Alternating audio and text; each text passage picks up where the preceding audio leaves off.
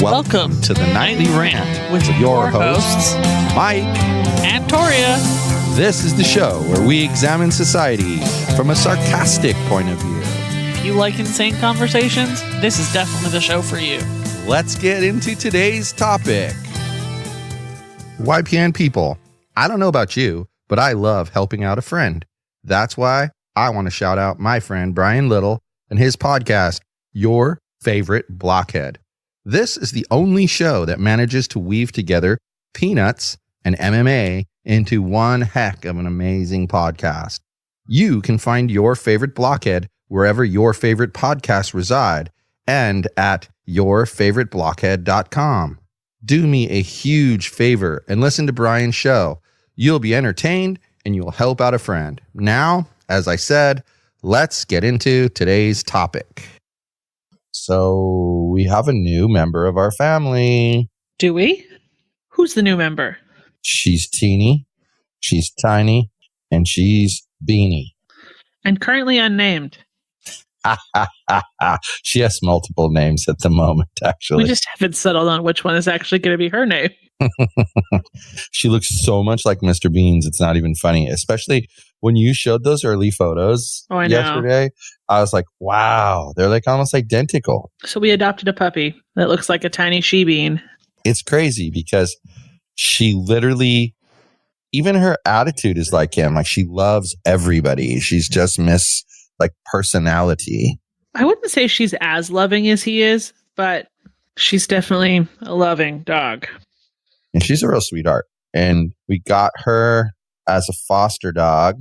So yes, she was a foster fail.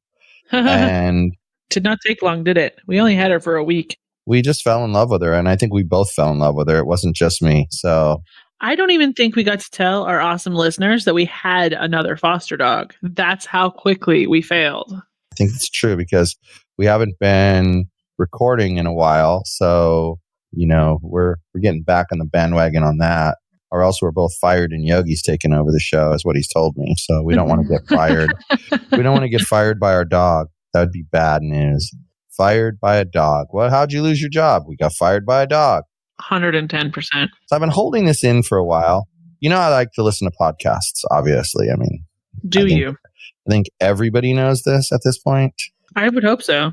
And my favorite podcast to actually listen to on a regular basis is the Adam and Dr. Drew show. He was talking about people and their version of the truth. And so it got me thinking about things that we've dealt with from society in general. And he's right. Like people's idea of the truth is, I don't know, it's somewhat interesting to me because, well, first of all, do you understand where I'm going with this? No, but I feel like you're very close to telling me. Well, I feel like people these days have replaced the truth with an opinion. I feel like they make comments like, you know, it's my opinion. I'm entitled to my opinion. Well, yeah, you know, you're right. That's your opinion and you're entitled to your opinion. And I have had the argument with people before that opinions can be right or wrong. And there are people who, well, they don't believe that. They think that opinions cannot ever be wrong. You got to ask yourself. So if you went out with a friend and you had dinner at a Mexican restaurant and then you went to a movie and then you came home and then your friend was telling somebody that they just hung out at home and you say, that's not what we did. And they go, well, that's my opinion of what we did. Well, clearly they're wrong. Clearly. And they're allowed to have that opinion. Really? I mean, anyone can have any opinion they want. But the question becomes, are opinions facts? Is it the truth? Because facts are truth. Like in that situation I just gave you, if you were to say the fact is that we went to dinner at a Mexican restaurant, then we went to a movie, and then we went home. Those are facts. So right. There's very little that anyone could argue with you in regards to that, right? I would think so. So what has happened to society that it thinks that it's okay to call opinions facts? They're stupid. I completely agree with you that people are stupid. It's sort of the theme. It's sort of the theme of our show, that people are stupid. But is that why this is happening? Like, was there a breakdown somewhere in society that we didn't pay attention to? I'm sure there was, but I don't know. What are your thoughts on it? I don't know. I feel like it must be some kind of lack of education, because who the heck told these people that their opinion is the end all be all of the world? I feel like they weren't educated that your opinion is yours and super valid 99% of the time, but it's not the absolute fact. Like, somebody missed a lesson with majority of people somewhere. Yeah. Explain to the people. Hello, the people. How you describe my interactions with people online. Explain it to them. I will only explain it to them if you promise to post the video I sent you in the show notes. What video? The one I sent you of the movie that I like to reference. Okay. So the way I describe him is kind of long-winded. I feel like most people, when they disagree with somebody's opinion online, they're like a colander. So they put their opinion over the other person like a colander, and there's lots of little holes where the other person can get out. However, the way that Mike over here disagrees with people, he's more like in Monsters Incorporated when the sock is on the back of the monster and the child detection agency comes in and just absolutely destroys the sock underneath that bucket thing. So they put it over it, they screw it to the ground, they explode it, then they unscrew it from the ground and use like a little vacuum cleaner to clean up the ashes. And that's what you do to other people's opinions with facts. You're saying that I give them the facts and I give them the facts in such a way that they can't wiggle out of it. Right. You essentially annihilate them with facts. Sometimes when you say that, it comes off as a bad thing. Is it a bad thing? No. So, okay. I think they think it's a bad thing, but I don't. But people, so what you're saying is that people get confronted, putting it that way, with facts. Mm-hmm. And after being confronted with facts, they don't know how to deal with it. And that's where the whole, I'm entitled to my opinion and you're entitled to yours comes from. Well, I think what happens is you kind of destroy their whole outlook. I mean, when you take somebody's opinion and you just prove to them from every single direction that their opinion is actually dog shit and that there's no basis in facts for their opinion, I think they get a little angry. And I think they get a little bit defensive because nobody likes to be that wrong. Do you remember the time that we were having a discussion in a political group and the crazy lady said that we don't have a right to define borders because we don't own the land where we live? I do remember that, yes. And do you recall me asking her, well, then why is it that we have customs at the border to check passports, and why do all countries have that? Uh-huh. This is where I get frustrated because, you state a fact. Every place you go, literally every place you go, I don't care if it's the most ass backwards place on the planet. When you go there, they want you to have a passport to prove who you are. Which makes sense. So if that's the case, how can anyone claim that we don't have a right to set up borders when every single country sets up borders? I know. What does this person want to do? Like, go to the Netherlands and be like, yo, your borders are dog shit. I'm just walking on in here. Well, and then what frustrates me about that is you ask the question in that way, like, okay, here's an example. Boom. Now answer it. And they just completely ignore you. We'll agree to disagree, they say. Yeah, not great. And agreeing to disagree, that's okay. You can agree to disagree. I have no problems agreeing to disagree. But let's agree to disagree on things that are debatable. Right. The fact that you can't get into another country legally without entering a port of entry and showing that you're allowed to be there, that's a fact. Yeah. So to me, truth is something that can be supported with facts. In fact, if you present me with an opinion and you actually say, I'm not really sure, I haven't really researched it, but this is what I think, you're not telling me the truth at that point. That isn't, and by that, I don't mean you're lying to me. I just mean you're not presenting truth. You're presenting opinion. And until your opinion can be, conjecture. And until your opinion can be verified You can't call it truth. And yet all these people call their little opinions truth. And if one more person tells me they're entitled to their opinion, I might slap them because, of course, you're entitled to your opinion. What you're not entitled to do is tell me that your opinion is 100% correct when we haven't even tested it yet. Yeah, I agree with you. That's the part that drives me up the wall. So there's an example, like the lady with the borders. And you get people, it's not even just online people, it's just people in general that you'll have a conversation with. And like, that doesn't conform with my experience. Well, but the facts, the numbers say different than your experience. So I'm not doubting that you had the experience you claim you had. But what I am doubting is that that's the way it is for everybody. Right. Because That seems reasonable. If it's that way for everybody, then it would be the truth and we'd be done and we wouldn't have to even think about it anymore. Seems reasonable. Can you think of any other examples where we've dealt with somebody who is giving us their opinion as though it's the truth? I think my favorite example is the city council meeting in Los Alamitos about the wall and the sanctuary cities. Explain. All of the people there were all opinion and zero fact. All of them. And they were all trying to shove their entire opinion down everybody's throat. For a lot of what they were saying, not for everything. There was some minor basis in fact for most of them, but the general majority of what they were saying was just all bullshit opinions that they were promoting as fact. One of the things that's sort of funny about that was the guy that was, I don't remember, he was a minority. I think he was Asian. Uh-huh. And they were yelling at him to go back to where he came from until he started supporting their concept. Then they were suddenly his best buddy. Yeah.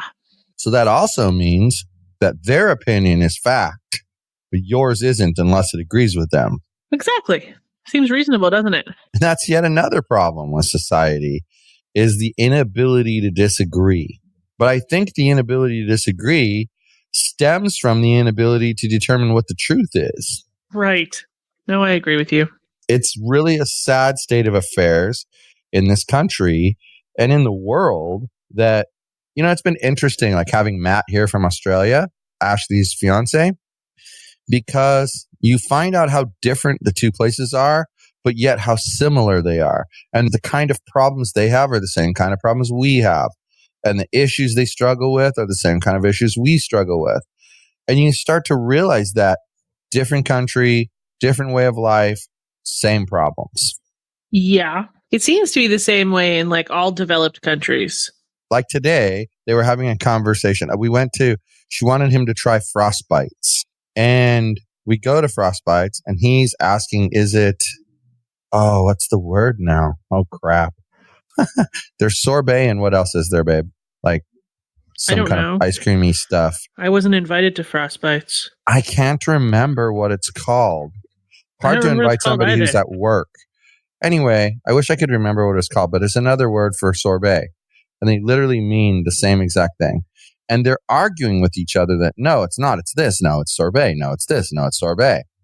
And I laughed and I said, you know, you guys argue about some of the silliest things. And what you're not realizing is that you're both right. Where he's from, it's called that. And where you're from, it's called that.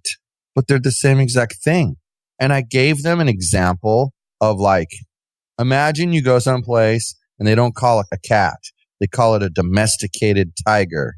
If you're from the country where you call it a domesticated tiger and you come into our house and you tell people they have 3 domesticated tigers, you can't argue with them because they're right. We have 3 domesticated tigers based off of their definition of the word. Dude, I'm going to start calling them domesticated tigers. Yeah, it's a cool term for them, isn't it? 100%. But the point is, why argue about it? It means the same dang thing. We learned this when we were dating each other. You'd look up the meaning of a word or how a word, the best one would be how a word was pronounced.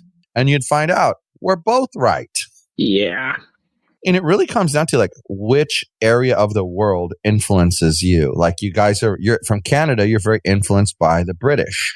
And I think what happened here in the United States is we try to do everything different from the British because, you know, we had a Revolutionary War against them and tried to get away. So I think that's where real differences arise between how you pronounce words and how I pronounce words is that it's that British influence.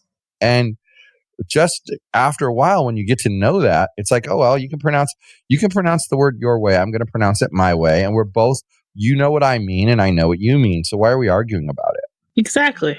And so that was a topic of conversation for a little while. And there was a lot of things. Well, there was a lot of things that they were talking about. Oh, no, it's not called that. It's called this. Well, no, actually, it is called that. And it might be called the other thing in your country, but here it's called this. And I feel like the one area where the person who's from the place you currently are, they have an edge, because if you were by yourself and you were trying to find a certain place, and let's say you were looking for a gas station because you wanted to find, you were running low on gas and you needed gas, and you said, I'd like to find the petrol shop. Well, people are going to look at you and be like, I don't know what the heck you're talking about. We don't have a petrol shop. Petrol shop. Petrol shop. But you say that and it might mean something to you, to people in your country, but in the country you're in, it isn't going to mean a damn thing. Exactly. So hold on a second. Does that mean that truth changes depending on where you are? No. Why not? Because the truth is that it's called petrol in Australia, always. The truth in America is that it's called petrol in Australia. That never changes. But is it petrol one place and gas another? No. It's petrol in Australia and gas in North America. Do you think I agree with you or disagree with you? I think you agree with me. Because it's fuel, ultimately. I mean, that's literally what it is fuel. So you want to call it gas? Call it gas. You want to call it petrol? Call it petrol. For God's sakes, if you want to call it rocks, call it rocks. I really don't care, because it is what it is. Just like the domesticated tiger versus cat discussion we just had a little while ago, it doesn't change what the creature is that you're talking about. It only changes the label you give to it. And labels do not determine what something is or is not. Right. like on some places, podcasts are called internet radio shows. But to me, an internet radio show would be like on an internet radio station where it would be like having the radio on, and here comes the Mr. Smith show, and then Mr. Smith shows from like 9 until 11, and then Mr. Smith show ends, and then Mr. Jones has a show from 11 until 1. To me, that's an internet radio show. A podcast is something that is like a video or a movie, only it's an audio file. And you're telling a story about a topic, and each time it's different, and you're utilizing the internet as a medium for distributing it, but you're not streaming it live. Although I guess, when you think about it, there are some people who stream their podcast live. So maybe the live stream is an internet radio show, and then the podcast is the recording of it after the fact. Seems legitimate. Seems possible, right? Yeah. I could jump on that bandwagon. I don't know. It's interesting. But we've got exciting things planned later today. We're going to a hockey game. We're going to see the Ducks versus the Kings. We'll tell everybody how that went. That's going to be cool. We'll talk about that in the next episode. And I actually, I was wrong. This is not episode number 280. It's episode number 281. We have gone above 280 episodes, if you can even flip and believe it.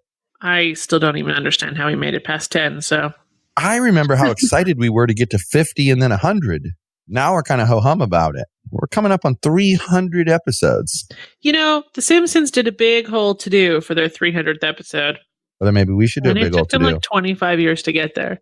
So we got what, 19 episodes left before we get there. I think that any of our listeners should let us know what they'd like to see for our 300th episode. We're going to do a video episode for the 300th episode? No. You know what I think would be what I think would be hilarious? We'll talk about this real quick before we close out. I think it would be hilarious to set up 2 chairs, put Yogi in one chair, put Minnie in the other chair, put microphones in front of them, and then we speak. If you could keep Minnie in a chair for 15 to 30 minutes, I would give you a prize. And then we use 2 cameras to record, one for her chair, one for his chair, and do it like the Zoom videos. When I'm talking, it shows Yogi. When she's talking, when you're talking, it shows Minnie. And you switch back and forth between the 2. I think it would be hilarious. Of course, it would be obvious that they weren't talking since their little mouths wouldn't be moving. Although I'm sure Minnie's mouth would be moving because she's either chewing something, making sounds, barking, or yawning. She's always doing something with that mouth. Right? She's kind of a savage. I'm going to drop a photo in the show notes of Minnie. I'm supposed to find the clip of the thing from Monsters, Inc., or did you send it to me somewhere? I had shared it on Facebook, but I can hunt it down again. Yeah, we'll drop that in there so you can see what we're talking about. We'll caption it Mike's way of presenting the truth, because I agree with you on that. Also, we apologize that we've been a little lax, but life's been real busy, and we've had Ash in town, and we're getting ready for her engagement party, and then Matthew's wedding, and we've just been super busy, but we promise you guys we're going to catch up. We're going to get our episodes out on a regular basis like we're supposed to, and we're going to have some interesting topics like this one about the truth. What did we learn today? The truth is the truth, no matter what. You can call it anything you want. It's still the truth. That's fair. And that's all I got for you, people. Well, I guess if that's all he's got, then good night, everyone. Hasta la bye-bye, you bunch of liars. Thank you for listening to the Nightly Rant. If you enjoyed the show, please give us a 5-star rating on Apple Podcasts or Google Play. If you didn't enjoy the show, please just ignore that previous request for a rating. This has been a Yogi's Podcast Network production.